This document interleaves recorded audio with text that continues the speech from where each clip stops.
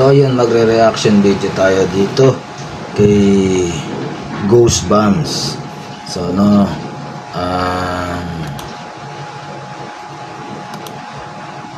wala tayong ngayon exploration kasi susunod na linggo pa siguro reaction video muna tayo kay Goosebumps. Ayan.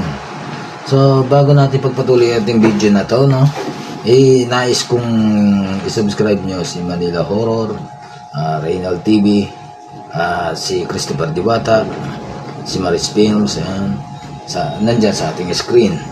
Pero huwag nyo rin kakalimutan mag-like and share and subscribe sa ating video para updated kayo sa ating mga exploration at reaction video.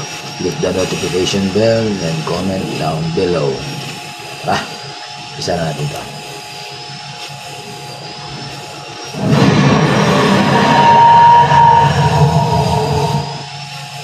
Top 5 Ghosts Caught on Tape. Granny's House.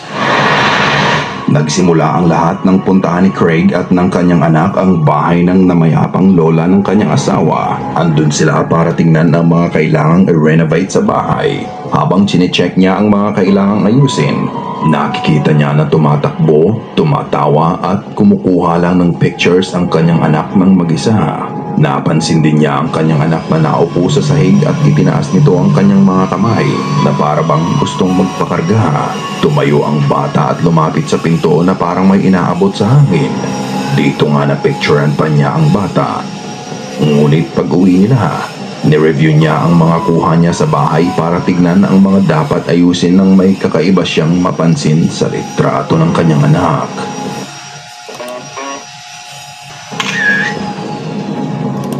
May kamay merong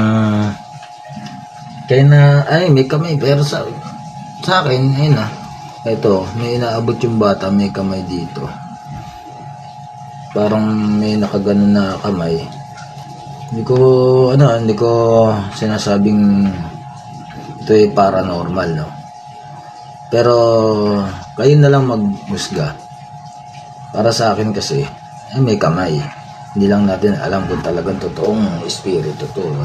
Tuloy tayo. Ang bata, bitbit ang kanyang sapatos na parabang binibigay ito sa kung sino man ang nasa loob ng kwarto. Dito nanginig ang kanyang mga laman. Dahil nang i-zoom in niya ang photo, parang may kamay na umaabot sa sapatos. Parang may kamay daw na aabot sa sapatos. Yun kamay ng kanyang anak. He just brushed it off, thinking na baka anino lang o kung anuman. Bumalik siya sa bahay at dito na nga niya inayos to. Matapos ang ilang araw matapos niyang gawin ang lahat ng dapat ayusin, pauwi na sana siya nang mapansin niya ang paggalaw sa loob ng bahay at ito ang kanyang nakita. Gago, bumukas yung bintana. Ay, may sumilip sa bintana. Ay, no. May sumilip. Ginanon niya parang butas, may kamay pang naiwan. Makikita mo na may sumilip sa blinds ng bintana kahit wala namang ibang tao doon. Wala ding ibang gamit sa bahay na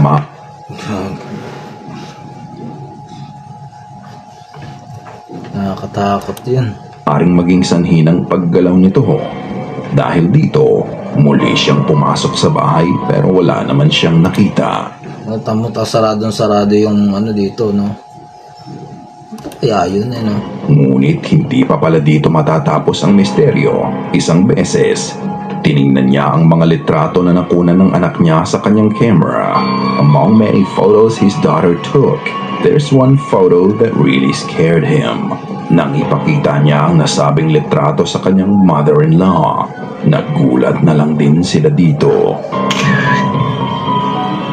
Ang sabi ng kanyang mother-in-law, ang imahe sa litrato ay ang kanilang lola. Gagi. Yung picture daw na to, yung isa, nakuhanan daw ng bata. Captured daw yan doon sa camera ng bata. Na tapos ito namang isang picture Picture daw yan ng grandmother na nabubuhay pa. Kitang-kita ang pagkakahulog nito sa litrato ng lola nung nabubuhay pa. Napaisip na lang din sila kung paano ito nakunan ng bata dahil matagal nang patay ang lola nila. Dito niya naisip ang video.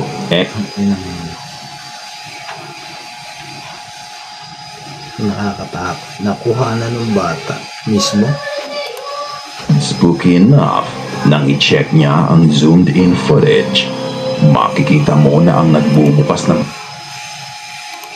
blinds ay parang parehong imahe na nakunan ng kanyang anak.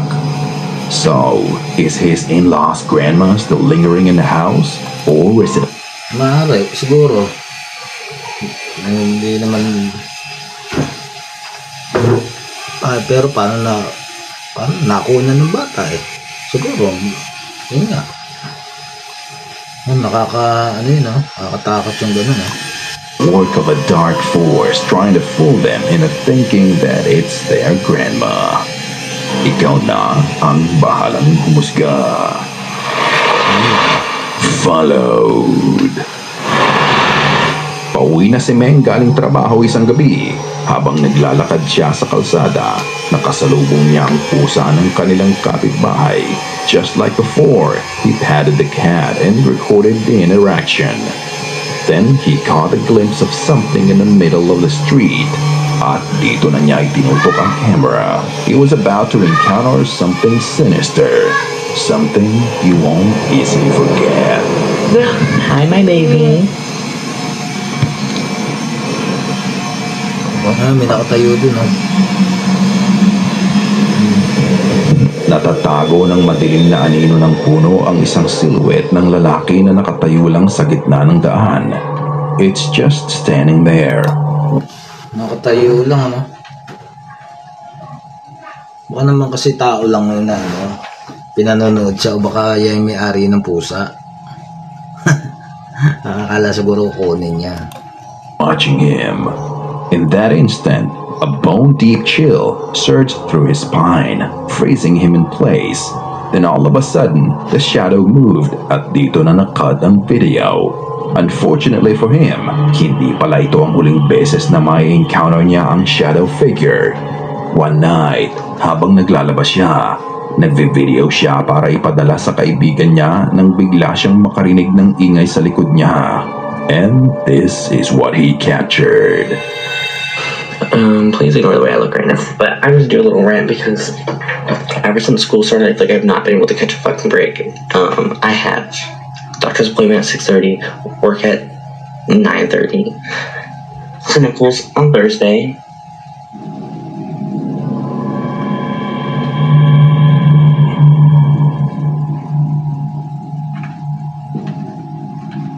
What?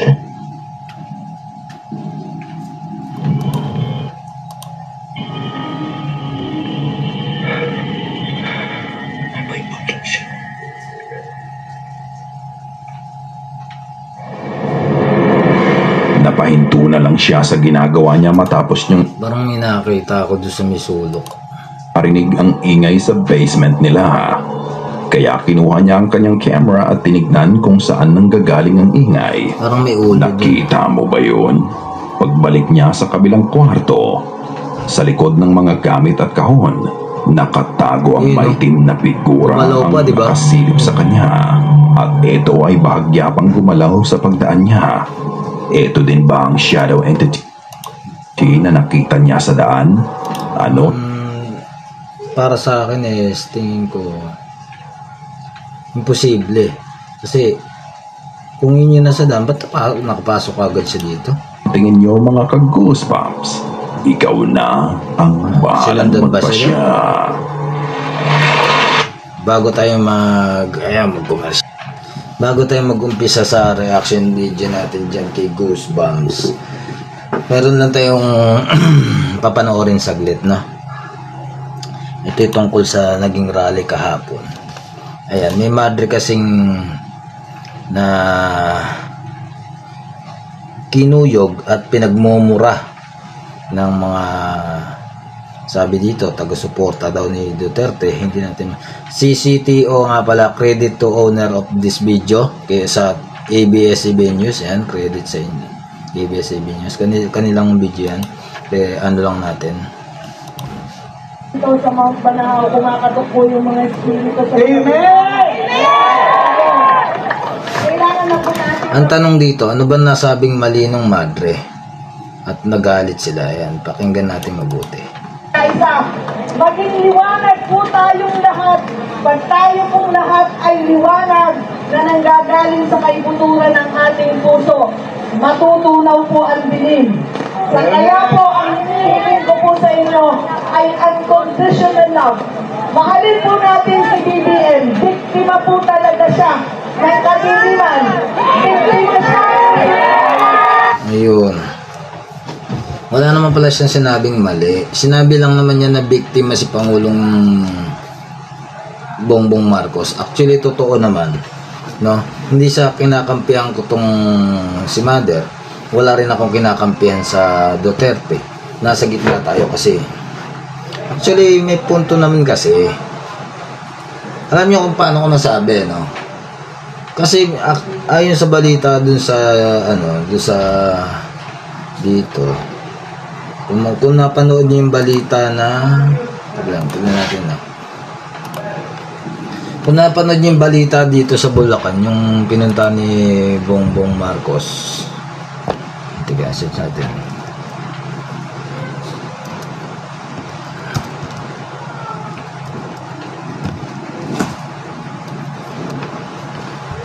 Ito. Credit naman to sa 24 oras. Sinita ni Pangulong Marcos ang mga ininspeksyong flood control project. Credit to sa 24 hours, 24 oras ng credit sa kanila. Video nila to. Si CTO, ayan. Ito, no? Kung napanood nyo to, ayan. Na kung hindi sira-sira, ay pangit ang kalidad o hindi pa natapos. Nakatutok si Jonathan Andal. Pagkapa ni Pangulong Bongbong Marcos sa dike. Diba? Pagkapa ni Pangulong Marcos doon sa dike. Ayan, no? Ito sa Kalumpit, Bulacan. Yung simento rito, matutulog sa kamay. Dismayado ang Pangulo dahil sira-sira, butas-butas at nakausli na ang mga bakal sa bahagyang ito ng dike sa Barangay Frances. Malabnaw yung simento na ginamit. Nagtipid sa simento, nagtipid sa... O, diba? Pakinggan niyo mabuti. Diba? Kung siya walang malasakit sa mga proyekto na pinagawa, hindi niya napupuntahan yan, hindi na niya papansinin yung nagsumbong sa kanyang website. Hindi, pumunta pa siya, tamo nga, sa pinuntahan niya mismo. Talagang sinabi niya na malabnaw yung nadali daw madurog. So may pakialam siya. Kasi kung wala siyang pakialam, hindi niya na, kung kasabot siya dyan sa mga panggagastos ng mga na yan, hindi niya na yan eh, hindi niya na ibubulgar yan eh. Di ba? Dahil alam niyang na madadamay siya pag binulgar niya. Hindi eh. Siya mismo ang nagsabi na, at nadismaya pa siya doon sa ginawa, di ba? May mga ghost projects kasi. Walang kasalanan si Marcos dito. Walang kasalanan dyan. Ang may kasalanan dyan, yung mga nasa baba niya, yung mga nasa mababa, ang mga galamay niya, nasa Hindi ko rin naman sinasabing may kasalanan si Daniel Fernando kasi nga, siya tagalabas lang din. Pareha sila ni President. Tagalabas lang sila ng pondo ng proyekto. Ang may kasalanan dyan yung mga mga galamay nila, yung mga hindi dapat kailangan idamay sa yung presidente. Wala naman silang kinalaman dyan eh. Bakit? Babantayan ba ng Pangulo yan tsaka ng gobernador maghapon? Kung hindi sana nag-construction worker na lang din sila kung ganun pala. Babantayan din pala nila maghapon yung Tapos ang sinisisi dito, balik tayo dito sa fix na natin yan. Ang sinisisi dito dami si Marcos sa Eto, sabi ng madre, biktima din si PBBM. Actually, Totoo naman talaga. Biktima lang din siya ng mga tauhan niyang mga ano. Ayan, tuloy natin.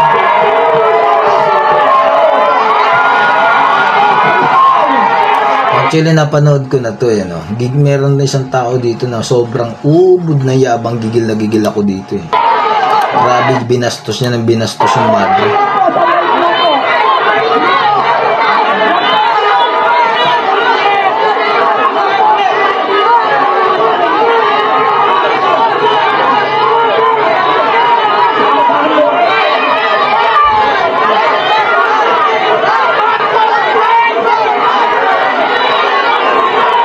Itong mga taon to eh, yung iba dito eh. Hindi niyo ba na ano yung pinagawa ni Marcos na ano, yung kailan lang to yung pabahay? Saan ba yun? Teka nga lang. Yung pinagawang pabahay ni Pangulong Marcos doon sa Malabon. Tapos 1,000 yata mahigit yung nabigyan ng mga bahay do, sariling bahay ano. Alam ko na balita pa yun eh. 'Di ba? Oh. Yung pabahay na yon, natapos yon, kaya nga natirahan eh. Ibig sabihin nun, talagang may ginagawa si Marcos eh. Pero wala, nakakasigurado ba kayo na iba dyan eh, yung mga iba dyan tao dyan hindi nabigyan ng bahay. Iba dyan sigurado nabigyan. Balimbing din yung mga tao. Alam niyo, masasabi ko sa mga tao, yung ano, porque sinabi na gano'n, ganyan, sumusunod eh. Oo, ganyan nga kasi ano. Oo nga. Diba? Forward natin ang konti, no? Doon tayo sa may... Ayan, ayan. Ayan, no? Tamo? Pinagmumura pa nila yung madre. Oh. Mga tao na to parang walang mga utak. Yung mga ano, hindi nila iniisip bago nila bitawan yung ano, hindi tamo, minumura nila yung madre. Wala pa silang mga isip.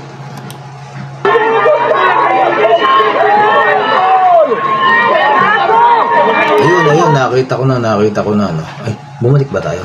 Hindi. Bakit po ang BBM dito?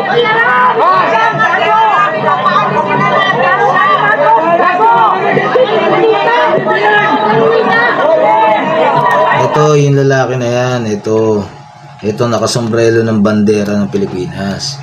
Gigil na gigil ako dyan sa mga isayan, sa pinagmumura pa niya.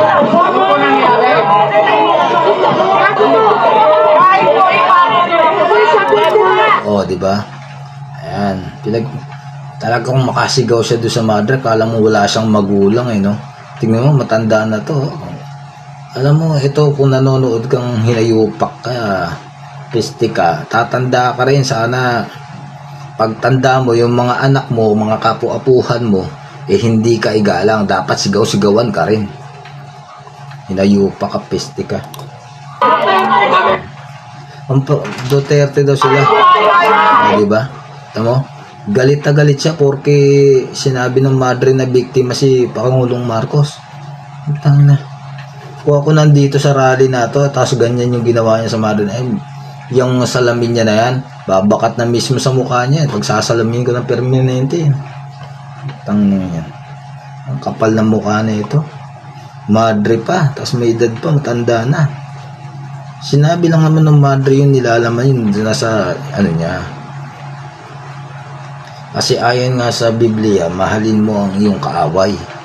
Di ba? So, balik naman tayo dito. Okay na yan, no? Balik naman tayo dito sa isang, ito pa, ere pa. Yang mga kabataan naman na to, itong pagmasdan nyo. Pagmasdan nyo, mga kapulisan natin. Ayan. Ito yung mga walang magawa sa mundo, na mga batang, tingin ko dito, mga batang hamog lang to eh. Mga batang ano to eh. Oo. Hindi natin alam kasi hindi gagawin ng matinong kabataan yan eh. Yung may mga utak. Hindi gagawin yan eh. Ito mga walang utak to, mga paraya ba tawag doon? Teka nga lang. Hindi gagawin to ng mga may utak na bata, mga pariwara na sa mundo to. Ito, no? Mga walang silbi sa lipunan to eh. Ito ang alam lang nito makigulo. Ang alam lang nito manggulo. Siguro nagkaroon sila ng pagkakataon na manggulo kasi nga may rally.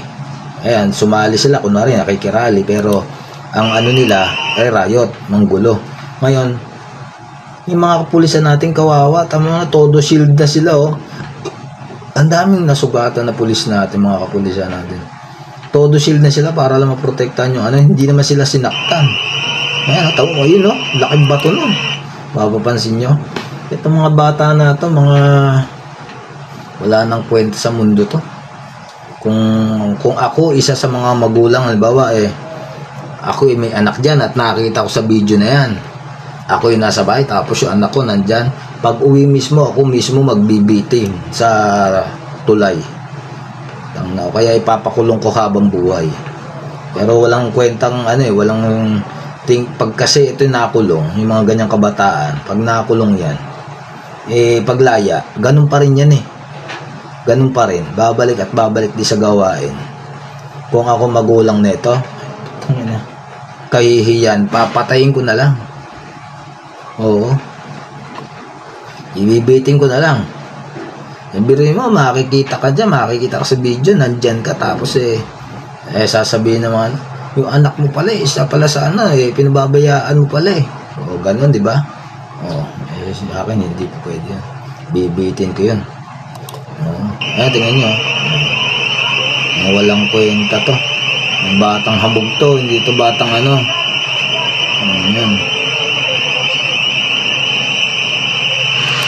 Mga walang kwenta yan, walang inisip yan, walang utak yan. Ang inisip lang niya makapanggulo, makapanakit ng tao, kapwa nila. So ayun nga, sa mga natin, mag-iingat tayo ngayon sa may bagyo, signal number, hindi natin alam kung anong number na, credit to sa 24 hours, 24 oras, alamin lang natin yung bagyo. Mag-iingat po tayong lahat sa mga subscriber natin, sa lahat ng tao sa buong mundo, buong Pilipinas. Signal number 3 Ayan, number 3 daw. Number 3 na pala. Portion ng Batanes, Babuyan Islands at ganoon din sa northeastern portion ng mainland Cagayan. Signal number 2 naman sa natitirang bahagi po ng Batanes, sa natitirang bahagi ng mainland Cagayan, northern and eastern portions ng Isabela, Apayao, Abra, Kalinga, eastern portion ng Mountain Province, Ilocos Norte at ganoon din sa northern portion ng Ilocos Sur. Signal number 1 naman sa natitirang bahagi ng Isabela, Quirino, Nueva Vizcaya, natitirang bahagi ng Mountain Province, Ifugao, Benguet, natitirang bahagi ng Ilocos Sur, La Union at Pangasinan. Kasama rin po dyan itong northern at central portions ng Zambales, Nueva Ecija, Tarlac, Aurora, northern portion ng Pampanga, northern portion ng Bulacan, kasama po ang Pulilio Islands. Mga kapuso, pwede pa po yung madagdagan at umakyat pa hanggang sa signal number 5. Huling nakita ang mata ng super typhoon. So ayun nga, sa lahat ng mga tao dito sa Pilipinas, mag-iingat po tayo, may bagyo po tayo ngayon, mga subscriber ko dyan, yung mga maaari, pag malakas ang hangin o wag na muna kayong lumabas ng bahay, bilhin nyo na yung mga bibili nyo, mag-stock na kayo ng gamit nyo. Mag-iingat po tayo ngayong may bagyo. Ayan po, nakita nyo siguro yung mga signal. Ayan. Balik tayo sa ating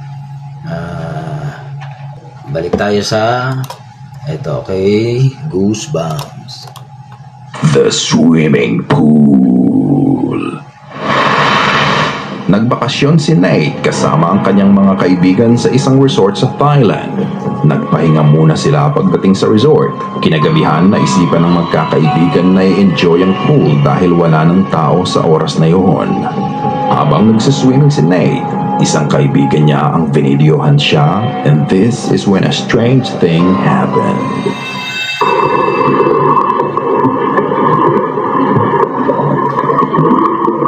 Napansin niyo yun, may paa doon sa may pool. Tapos pag ahon niya, wala. Diba? Ano kaya yun? Ayun imposibleng paa niya yan kasi nakatayo, patayo. Ayun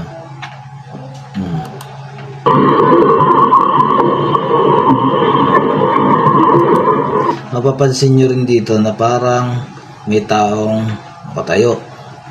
Pero pag ahon niya, wala. Imposible naman na. Ayan, tingnan niyo pag ahon na. Imposible naman na may tao dun tapos biglang nagmamadaling umahon. Dapat makukuha sa camera pag ganun ng paa, pag di ba, wala. As you can see, Nate is struggling to swim. Kahit na pinapadyak niya ang kanyang mga paa at patuloy sa paglangoy, hindi siya gumagalaw sa pwesto niya. Strangely, sa likod niya, makikita mo ng malinaw na merong katawan sa likod niya na tila ba pinipigilan siya sa paglangoy. Makikita mo ang balikat at lower torso nito. Ayun. Ito. Nakatayo talaga siya, Pero nang tingnan niya kung sino ang nasa likod niya, wala namang tao doon. As if the body just vanished out of nowhere. Diba? Ang nahagip nga ba nila sa camera ay multo na nagpapakita sa pool na yon o gawa-gawa lamang? Ano? Ngayon, ano masasabi nyo? Kasi para sa akin kung ito tao, dapat makikitang tumulong nyo. Vanished out of nowhere. Ang nahagip. Kung ito tao, talaga, dapat makikita dito sa camera na to na pupunta dito, lalakad dito o lalakad patungo doon. Yung makita niyo pa, lumalakad patungo dito para makatakas pag ahon ng babaeng lumalangoy. Hindi, ayan. Aba nila sa camera ay multo na nagpapakita sa wala, pool diba? na yun Pagmasdan o gawa-gawa lamang. Wala. Ano kayang dahilan nito at Ayan. Pagmasdan niyo yung magkabilang gilid bago siya umahon. niya si Nate sa paglangoy. But again, in the end, it's for you to decide. Walang tao na lumakad patungo sa magkabilang direksyon. Pag ahon, wala naman. Diba? Ano yun? Multo yun. Kaya magbahala. Para sa akin siguro possible. Living blanket. Alea's family began experiencing unsettling paranormal disturbances in their home after the tragic deaths of two loved ones, both passing just 5 months apart. Nagkaroon ng mabigat na pakiramdam sa bahay at mga pangyayari na hindi nila maipaliwanag. Isang beses, may kakaibang nagaganap sa kanilang kwarto, mainly sa kama nila. Nakuna ng strange event ng CCTV at ito umpisa pa lang. Hindi ako dyan na paranormal to nangyari din sa mismong harapan ng mag-asawa.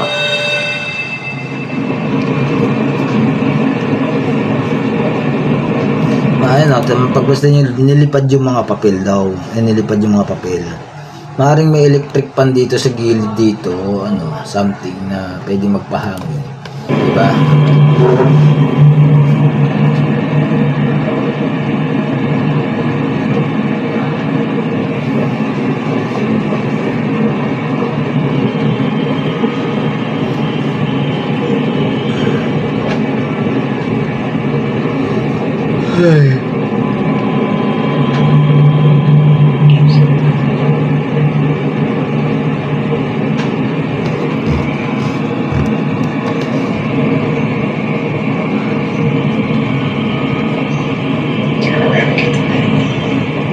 Not knowing what's going on in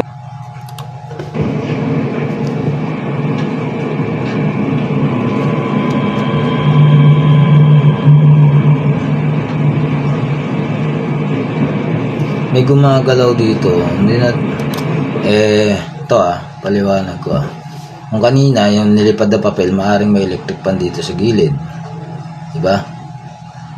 No? Ito naman dito sa part na ito may gumagalaw dito. Hindi natin masabi kung may tao sa ilalim ng kama na yan na mayroong matulis na bagay na ginaganong-ganon.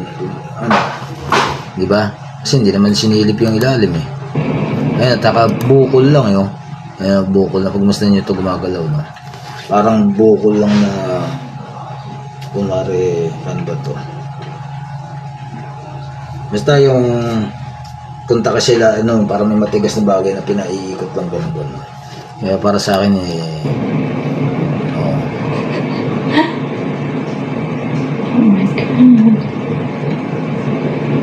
wala to. Sa video, naglalagay sila ng gupit-gupit na papel at bote ng tubig sa ibabaw ng kama.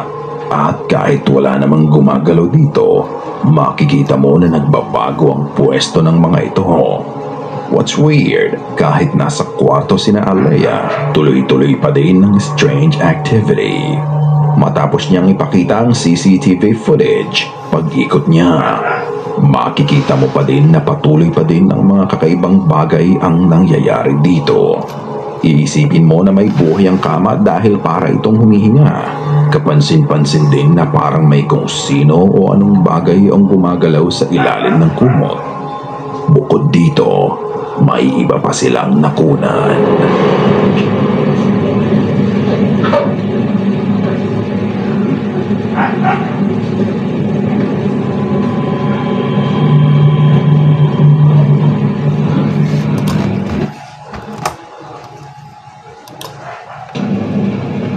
Habang nasa ito maaari ay baka naiwanan lang na hindi nakalapat. Habang nasa kitchen ng isa nilang anak, dahang-dahang nagbukas ang pantry door sa kitchen nila. And what makes it more believable, wala kang makikita na anino sa likod ng... Ito ay maaring maaring hindi lang nalapat yung tawag dito, pintuan. Pwede kasi yung ganito mangyari, sa sample ko sa inyo. Meron dito pintuan na pwedeng bumukas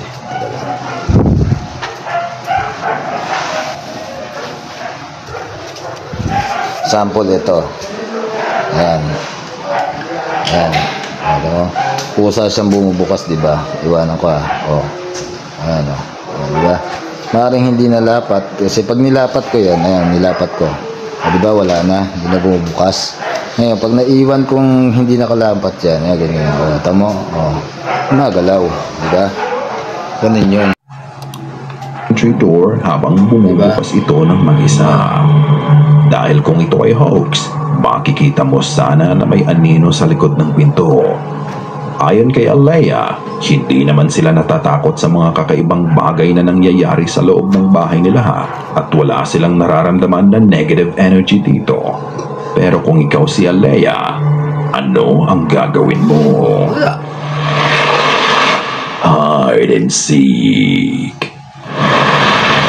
Ang video mapapanood nyo ay nanggaling sa Mexico. Ito ay kuha ng security camera sa mall ng Plaza Ciudadela. Ang bahagi ng mall na ito ay restricted area at tanging mga staff lang ang may access dito.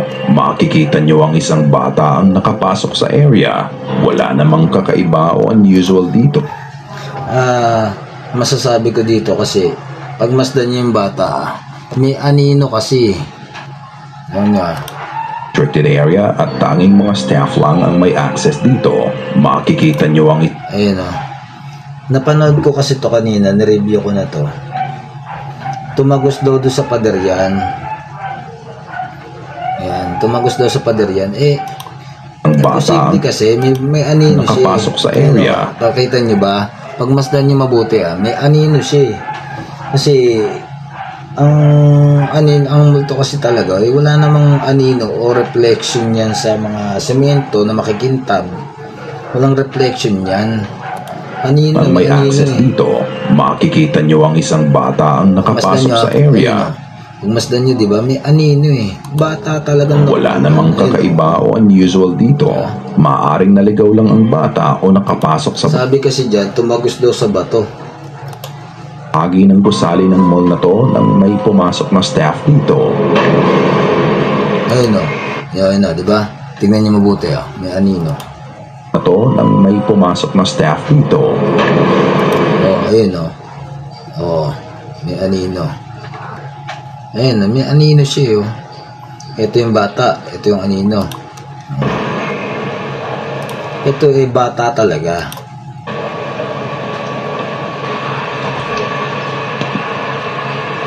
Ve que aquí se mete en la pared. No, fíjate, subió el pie. Ang bata ay tumatakbo sa hallway. Nang makita niya ang unang pinto sa kanan, napatigil ang bata sa pagtakbo at dito na nangyari ang hindi may paliwanag ng mga security. Sa una, iisipin mo na pumasok ang bata sa pinto. Pero kung titignan mong mabuti, ang bata ay tumagos sa pader. Bagay na hindi kailanman kayang gawin kung ikaw ay may physical. Imposible kasi posibleng pader eh. Ito yung pintuan eh, oh. Mga kuys, ito yung pintuan, oh. Ito nyo, ayun yung pintuan. Ito lang yung bata, ayun yung pader. Ito yung pader. Nasa pagitan siya ng dalawang pader. Ito yung pinto. Sabi lang nila kasi yan na tumagos sa pader kasi camera to eh. Ayan oh. Nasa yung angulo pa ng camera nila eh nasa gilid ng pader. Ngayon kung may camera sila nakatutok sa pinto, makikita mo yun eh, nasa pintuan talaga pumasok eh. Kala lang nila sa pader kasi nga yung kuha ng camera nila, angulo ng camera nila ayan, akala nila yung bata nandun sa tapat ng pader pero sa tapat ng pinto yan. Nakatawan. Yan. Ayon din sa mga nagbabantay dito, pumasok sa pintuan yan. nakalak ang pinto na yun. Sabi na lang yan, nakalaking pinto na yun. Kaya imposible talagang makapasok ang bata dito. Halatang halata, pumasok sa pintuan eh, hindi pader eh. Ito yung pader men. Mga kuys, ito. Ito yung pader, ito yung pader. Pintuan yan, malapad yan. Imposibleng kapraso lang yan. Malapad. However, hindi dito natatapos Malapad yung pinto na yan. ang strange phenomena. Although spooky, nagpadala pa din sila ng security guard dito para i-check ang area. Para kung sakali talagang may batang naligaw dito ay matulungan nila. But instead of finding the kid, Diba, what they found is ay matulungan nila. Pumasok yung gwardiya sa same na angulo nung batang pumasok kanina. But instead di pati yung gwardiya pumasok din sa pader. of finding the kid, what they found is something more horrifying.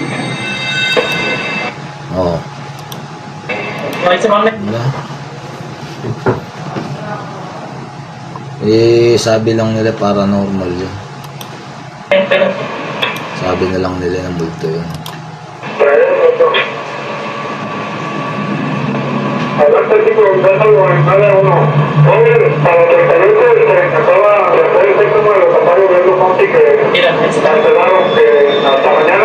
Ay, no mames. No, ¿sabes qué? Ano natin dito? Ingay ng mga nanonood sa CCTV. Mas malakas pa boses na nanonood sa CCTV doon sa nandun sa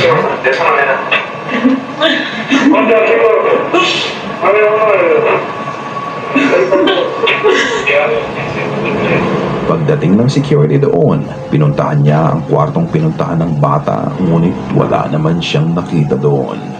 At paglabas ng guard sa kwarto, while giving report and update sa mga kasamahan niya, sa taas niya, nagmanifest muli ang bata at sinilip ang security personnel. Hindi naman bata yun.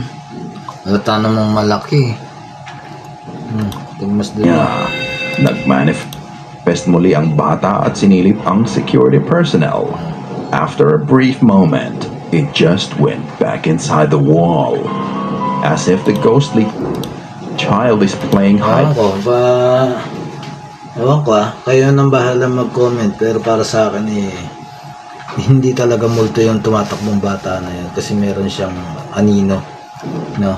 Tapos may reflection siya sa flooring. Kayo nang bahala mag-husga. Ayan, comment ko sa the security. Although matagal na ang video at hindi ganun kaganda ang quality ng video, this event still remains unexplained and a mystery. So, is the mall haunted by the ghost of a child? Ikaw na ang bahalang humusga. Sana ay kinilabot. Ayun, natapos na, no? Bago tayo magtapos, nais kong i-subscribe nyo si Manila Horror, si Rinal TV, at si Christopher Diwata. Maris Films nandiyan sa ating screen. Huwag nyo rin kakalimutan mag-like, share, and subscribe. Click the notification bell para updated kayo sa ating mga exploration at mga reaction. Ayan. Lagi niyong tatandaan, buksan ng mga mata, talasan ng pandinig, palawakin ng isip dahil ang mundo ay nababalot ng elemento. Ako pa rin ang inyong investigador J, walang kinikilingan, walang pinoprotektahan, serbisyong bulto lamang. At dahil di natutulog ang mga vlogger, nakatuto kami 54 oras excuse me po.